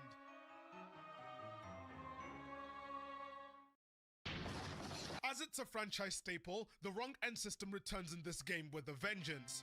And a significant downgrade, as the previous Corpse Party games had lots of effort put into the wrong end, with CGs done for most of them. But this time, around 90% of the wrong ends that happen in this game are extremely quick and don't even have descriptions for them, for better and for worse, instead letting the chibi animations do the talking, which leads to some unintentionally hilarious deaths in the game, especially in the latter half, where you'll find yourself dying for dumber and dumber reasons as you continue through the game, which leads into yet another issue that Blood Drive has, which is the enemy and danger system. Littered throughout the school are random trip. I fucking hate that spy laugh. Oh, that just gave me flashbacks playing TF2 as like when I was younger, getting killed by a spy and just the fuck, getting that shit spammed after getting stabbed in the back from a spy. God. Wires, glass shards, and sharp planks on the floor, and if you step on the shards and planks at any given moment, you take damage. When I was playing through the game, I also found that there are moments where the game doesn't even know when the characters are supposed to be hurt by the environment, as I was running through the hallways and there are random moments where your character will take damage from literally nothing. The tripwires are a core. Oh, dear Lord. Oh, no. Oh, no. This is a bad one, isn't it? Back to the very first chapter in Book of Shadows, and they make a return as a lethal reminder not to run in the halls or in the classrooms, as they are placed everywhere around the school and require you to manually disarm them. Failure to do so will cause you to take a lot of damage when you trip over them, which is all well and good, But then another game mechanic swoops in to ruin your day even more, and that's the fact that the school is extremely dark. But don't worry! The game at least prepares you for that fact by equipping all characters present with a torch. That seems to run on the world's worst battery. This forces you to have to scour the school looking for batteries hidden in rooms and corridors so you can keep your torch lit. In later patches of the game, an infinite power option was added to allow players to not have to worry about looking for batteries and instead worry about finding bandages to heal your character after taking damage. As the game progresses and you have more and more characters join your party from the story, you can instantly switch characters with a keybind. 1, 2, 3, 4, 5, 6. And the active character will be the one to take damage should you get hurt. So if you find yourself in danger of dying, you're just one keybind away from rescuing your playthrough. Can I also just mention that on the PC version of the game, they don't even have any controller binding set at all to begin with, forcing me to have to set all of the buttons myself. And they didn't even display properly when I needed them. I haven't even gotten to the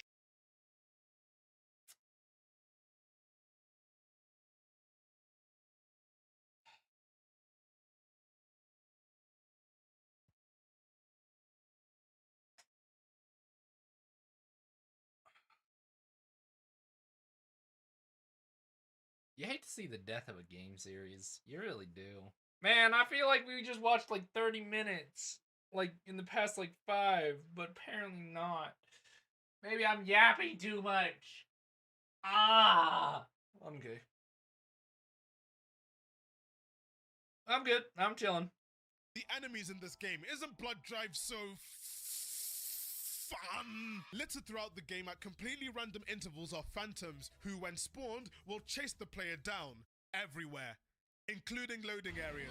Because of this, in order to evade phantoms, you need to find a cupboard to hide in like it's Amnesia all over again, and you must wait for them to leave. But the trouble doesn't end there. If the phantoms see you entering the cupboard, they just pull you right out and beat you to death. The only way to evade the phantoms is by using talismans that are littered throughout the school, which will cause the phantoms to disappear completely. Although I wouldn't even say completely, because if you load in a save or you return to the area where the phantoms spawn, there is a small chance that the game will just spawn them right back in, sending you on another chase sequence and wasting another talisman. Without that item, you are pretty much screwed, and there's also a chance that multiple phantoms can spawn, trapping you and killing you. However, you can game the system by quitting the game if you feel like you're in trouble and just loading back the save, which will return the enemies back to their spawn point even if you save the game right next to one. You could also game the system by initiating a cutscene mid-chase, as that seems to despawn the enemies somehow. Phantoms would not be as bad if they were easy to evade, but they aren't, as they keep pace with the player and sometimes are faster. And in Blood Drive, you now have to worry about stamina, because if you're running for too long, you will start to slow down, and if you completely run out of stamina, you stop moving entirely to catch your breath for an undisclosed amount of time, which would be extremely frustrating if you were mid-chase. As well as the phantoms, you also encounter these pyramid head knockoffs, who aren't really explained in the story and are just a B-Tech Yoshikazu, only existing to give you a challenge in chapter 4 where you have to dodge their axe swings for 60 seconds. You'd think this would be fairly difficult, yes?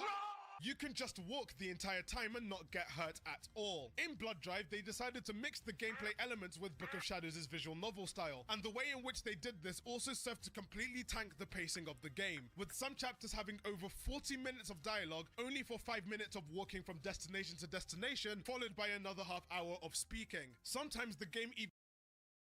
Bro, you're not playing a game, you're watching a TV show at that point. Like, what the fuck?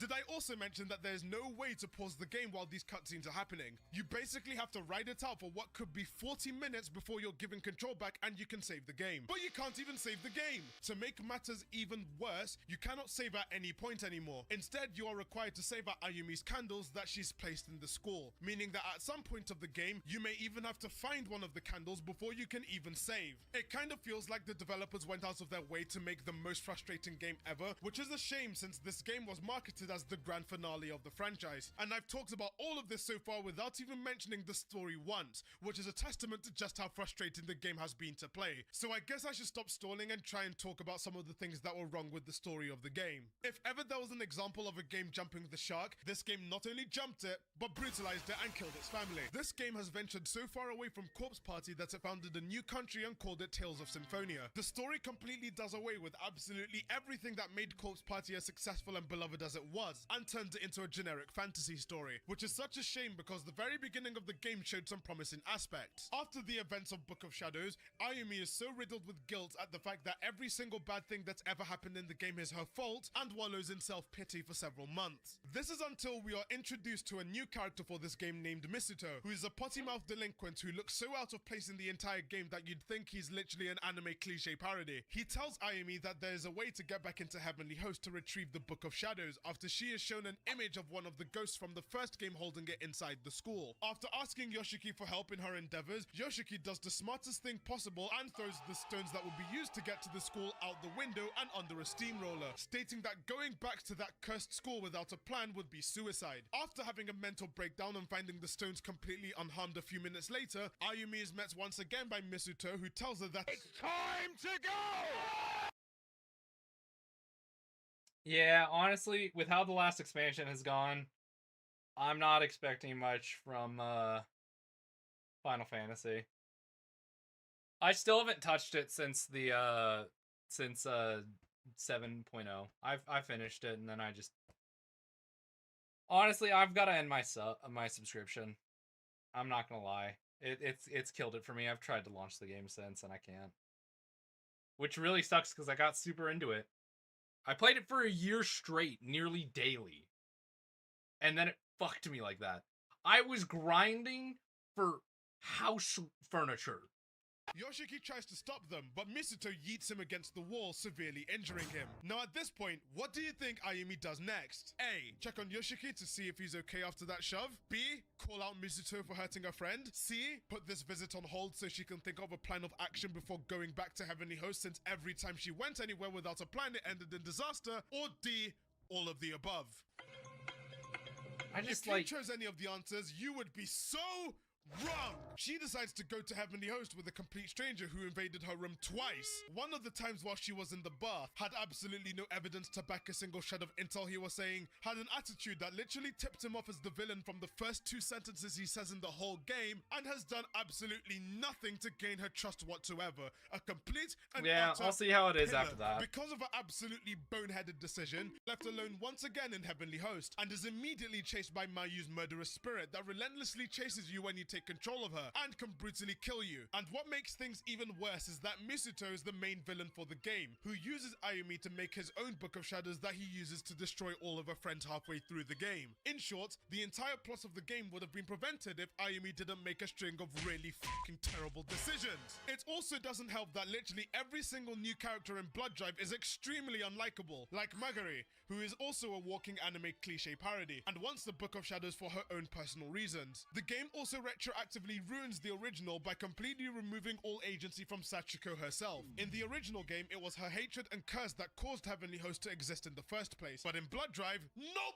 Heavenly Host wasn't her doing whatsoever, it was the work of those pesky witches from centuries ago. Then they decide to one-up that twist by introducing yet another twist that Sachiko had an unborn twin sister named Sachi, creative name I know, that was never mentioned in any previous game or supplementary material. The tone of this game is shot completely to hell, which is a damn shame because the Corpse Party franchise deserved so much more than this. The tightly knit gory horror plot is abandoned in the very first chapter, and it is replaced with the most generic save the world story that doesn't differentiate Blood Drive from any of the other cliched RPG games out there. I knew I was in for a long few hours when the first chapter of the game had one of the new characters, Kuoniwa, deliver expensive lunch to Satoshi in a bloody helicopter that she bought from a massive company that she's also the CEO of.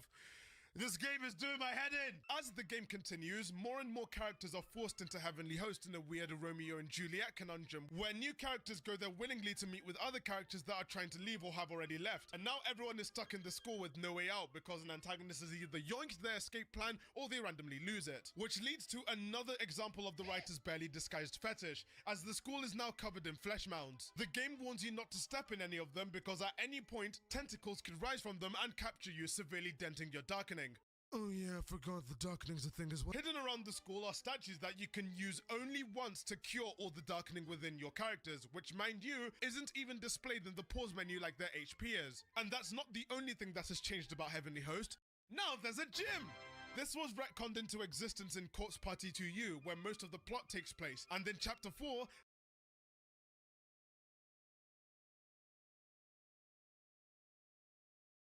Brother, what the fuck did they do to this game?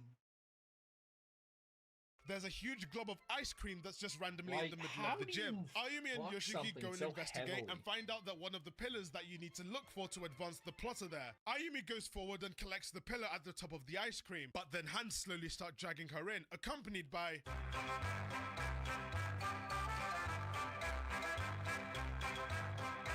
This is not edited, by the way. This is exactly how it sounds in the game. The audio mixing in this game is absolutely awful too, with several moments in the game where you could hear the audio start to distort from how artificially loud they made some of the voice lines and the music. And special mention goes to chapter 6, where halfway through the chapter, the music returns with a vengeance.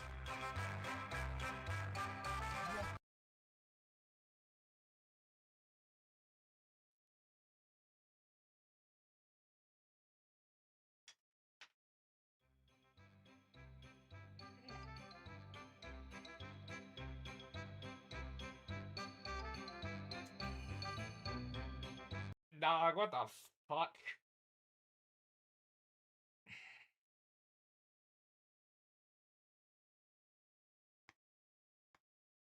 This makes me want to drink. That's how rough this is.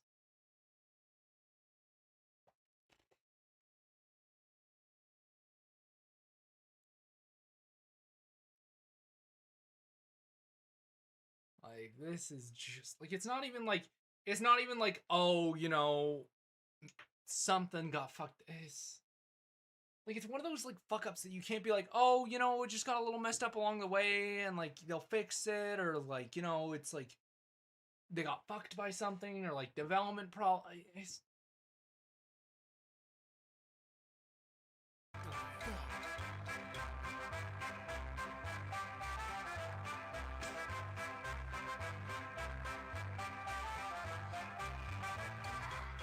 Imagine trying to play this game on the PS Vita in the middle of the night when you're supposed to be asleep. Parents around the world will be using this game to catch people out for not revising for their test tomorrow. Going back to the story, and after the halfway point where every character is seemingly dead at Misuto's hands, it seems the entire world is going down the toilet, with corpses partying amongst the living to a ridiculous extent. That is, until Ayumi realizes that the truth was inside of her all along.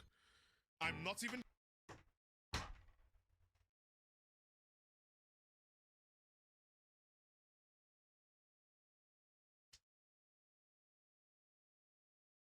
Brother, what the fuck am I supposed to say? I haven't even played this game and I'm tilted.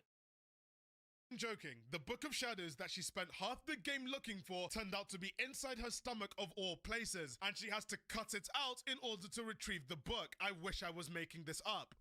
How did she not notice an entire book inside her stomach this whole time? Anyway, she gets the book and goes with Sachiko back to Heavenly Host. Sachiko rewinds time to before the events of the previous chapter, which costs her all her life points and she dies. But everyone else is back alive, and this time Ayumi has the book, which allows her to subdue Misuto and stop the apocalypse, and they all live happily ever after. Just kidding. Mistletoe eventually breaks free and tries to run away, but in yet another twist, Satsuki, who had been kicked down the stairs earlier in the game and completely shattered her face, is suddenly alive again. And she's been watching a bit too much Parasite, because her head explodes into a flower and bites Misuto's head off. What? What just happened? What just happened? What is this game? Anyway, now the main villain is dead, but there's still over an hour of gameplay left, so what do we do now? Yep, that's right. Introduce an even greater scale villain at the last second and have a Pokemon battle with her, which requires you to study 5 items that you receive at the end of the game like you're studying for verbal reasoning test in hieroglyphics. Right before the battle, you also have to go through a maze, and you have to be very wary not to alert these pyramid head knockoffs of your existence, or else you could get easily trapped and receive a game over. Now, after all I've said so far, you're probably expecting the best and most satisfying ending to a video game since beating Minecraft on hardcore mode blindfolded. I mean, you've gone through hell and back to get to the final moments of the entire Heavenly Host saga, so surely you get a satisfying conclusion, especially seeing as the game's marketing and plot was based on the notion that the characters that died in the first game could and will get revived, right? Wrong. Yeah, I don't even have the energy to tell you that you're wrong. After the battle with Queen, Ayumi has lost an eye and she has decided to take it upon herself to seal the entirety of Heavenly Host within her body, to the behest of all the other characters. Yoshiki makes a split decision to stay with Ayumi, while all the other surviving characters escape the school back into reality. As a result, instead of the characters who died in Heavenly Host not existing at all, they are cosmically retconned to exist again. But they're still dead. And now Ayumi and Yoshiki have completely been wiped from the surviving characters' memories. And not just that, Ayumi is now pretty much a Cyclops vegetable, although Yoshiki eventually finds a house to probably take care of her. Still, not a good way to go. And to make matters even worse, Heavenly Host is not even permanently sealed away, because when Ayumi dies, the whole thing starts over again, which renders the entire Heavenly Host saga an absolute waste of time and space. I am almost impressed with how much Blood Drive retroactively ruined the franchise. I can't even make a joke about it. The first game was fantastic gory horror, and by the end of the saga, we're just left with nothing. I know it sounds like I've been ranting at this point, but it genuinely feels like there's nothing good to mention about this game. At least the characterization's mostly intact, I guess. It just feels like That's like, imagine being in that position, loving this game, playing it from start to finish, waiting for the new game to come out, playing the new game, and that. Because I'm not gonna lie, I've lost the plot. I don't know what's happening anymore. Edwin was in over his head this time around and wanted to make a grand... Like, dude, like... just end it off with the sad ending. Everybody dies. End the story. Oops. Story full of death and mass destruction, but realized that there's not much that can be done with the premise of one relatively small school, so there had to be retcons and rewrites in order to capture a new audience. Because of this, Blood Drive suffers heavily in terms of trying to understand its own tone and what type of game it's trying to be, and instead of ending the Heavenly Host saga with a bang, it's ended the saga with a very laggy whimper. There's more? Oh dear lord. At the same time as Blood Drive's development, Kedwin's company, renamed from Team Grizz to Grindhouse, were working on a direct sequel to Corpse Party, which went by the name of Corpse Party 2 Dead Patient, and is set 5 whole years after the events of Blood Drive. In that game, you follow a student called Ayome Ito, who has awoken in a hospital with no memory of what has happened before, and as per usual, corpses begin to start partying in the hospital. Dead Patient sets out to return Corpse Party to its smaller scale roots by having it set inside a hospital that seems abandoned, but a madness disease as well as the aforementioned corpses confirm the theory that she is not alone. The game is made on a new in-house engine developed just for Dead Patient, and it shows as the game's first chapter originally released in 2013, before Blood Drive was released, and it was full of bugs. The original lighting system that the game had to offer was extremely bad, and there were a lot of minor problems that came bundled with the existence of the game. These bugs have since been ironed out in a re-release in 2017 titled Dead Patient News, but since then, there has been absolutely nothing from this new sequel, leading many fans to believe that the game and the entire franchise is now languishing in development hell. There's not much else to really discuss about the game due to its unfinished nature, and it seems like development on the game isn't happening anymore, as the development team are focusing on remakes of the first game still. It's such a shame to see a franchise that started as well as Corpse Party did turn into nothing more than a fleeting conversation in the wind of people asking whether anything new's coming from it. I wish I could recommend going into the franchise as wholeheartedly as other games that I mentioned on this channel, but the sad reality is that going into the franchise is just setting you up for disappointment, as fans have used their disappointment to make their own headcanons about the Heavenly Host saga, whether it be through fan games or even fanfiction. Throughout the development of this video, I have gone through a lot of games and material, and struggled through many of the Corpse Party games to get every single wrong end in the franchise from beginning to end. And after all of this, I still can't recommend playing anything else other than the very first game, as that small, self-contained gory horror game is all you need, and what Corpse Party truly is. It seems like the franchise suffered moving forward because everyone loved the original so much that the developers thought that the fans would want a continuation of a story that already had a concrete ending. And it's the serial escalation of the franchise that led. This video is a result of 4 years of on and off working on the video, as I originally wanted to release it years ago, but I decided to wait until I was sure that the franchise wasn't doing anything significantly new. I feel like the first game had a pretty concrete ending, and they just kind of dragged it on for way too long. Moral of the story, don't play Corpse Party. I don't know what I was supposed to get out of that.